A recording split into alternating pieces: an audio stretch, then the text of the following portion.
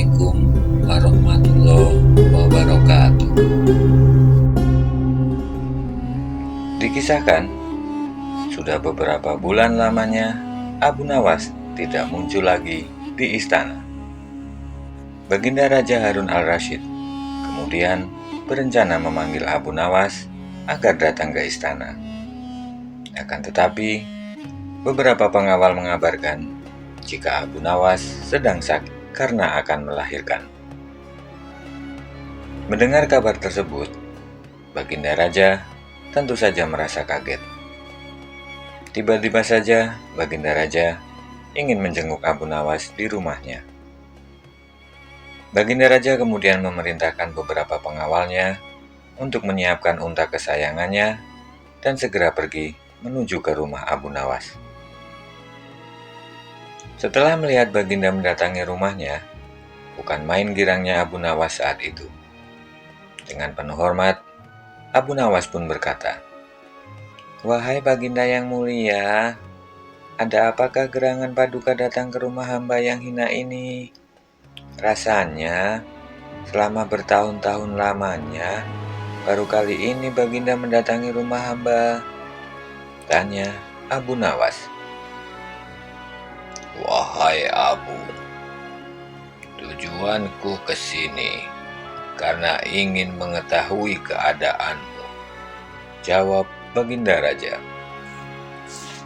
"Pengawalku berkata bahwa engkau dikabarkan sedang sakit dan hendak melahirkan. Engkau juga katanya sedang menunggu dukun beranak. Hal ini sangat aneh. Ketahuilah, sejak zaman nenek moyangku hingga sekarang, aku belum pernah mendengar ada seorang lelaki mengandung, apalagi sampai melahirkan. Itulah sebabnya aku datang ke rumahmu," jelas Baginda Raja. Akan tetapi, Abu Nawas tidak menjawab pertanyaan tersebut. Ia hanya tersenyum mendengar penjelasan sang raja. "Wahai Abu Nawas, coba jelaskan, siapa lelaki yang hamil dan siapa dukun beranaknya?" tanya Baginda Raja penasaran. "Mohon izin Paduka yang mulia, dahulu konon ada seorang raja yang mengusir seorang pembesar istana. Namun, setelah 7 bulan berlalu, tanpa alasan yang jelas, sang raja kemudian memanggil kembali pembesar tersebut ke istana. Hal ini tentu saja ibarat hubungan laki-laki dan perempuan yang kemudian hamil tanpa menikah.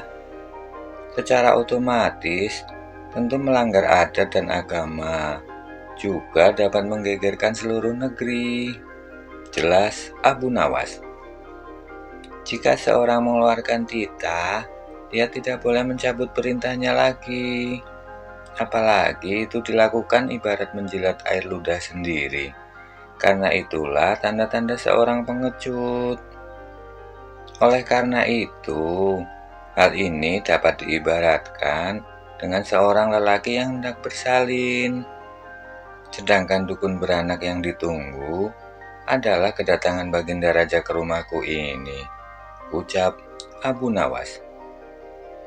"Kedatangan Baginda artinya hamba sudah melahirkan.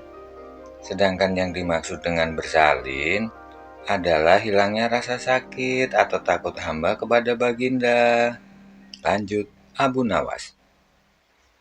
Mendengar penjelasan tersebut, Baginda Raja pun hanya terdiam membisu.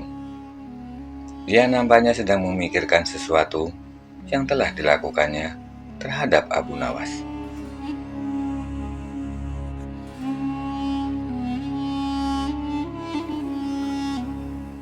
Suatu malam, Raja Harun al-Rasyid kesulitan untuk tidur.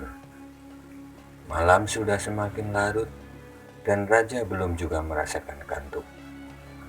Raja kemudian memanggil salah satu pengawal istana. Raja berkata, "Umumkan kepada seluruh rakyat, barang siapa yang bisa membuat raja tertidur akan diberikan 10 koin emas. Pengawal istana kemudian bergegas memberikan isyarat kepada bawahannya agar bergerak cepat untuk mengumumkan titah raja kepada rakyat. Setelah itu, datanglah dua orang yang kebetulan pada malam itu ia juga kesulitan untuk tidur. Mendengar penjelasan dari pengawal istana, mereka berniat untuk mengikuti sayembara.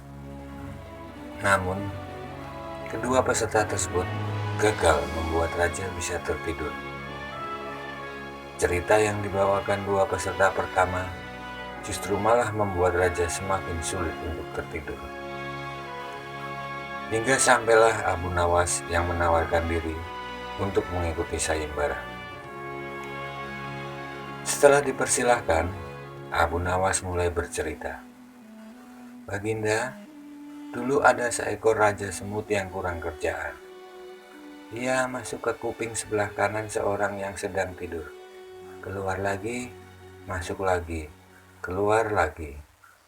Kemudian masuk ke kuping kiri, keluar lagi, masuk lagi, dan keluar lagi. Raja Kasal mendengar kisah yang dituturkan oleh Abu Nawas.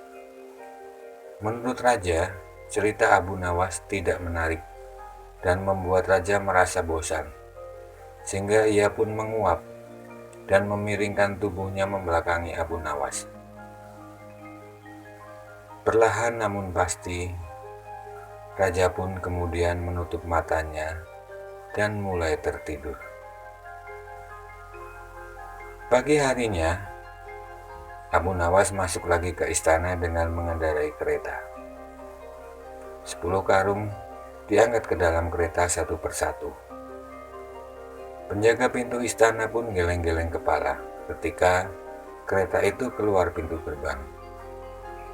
Sementara Abu Nawas tertidur pulas di atas tumpukan karung emas dengan suara mendekur yang keras.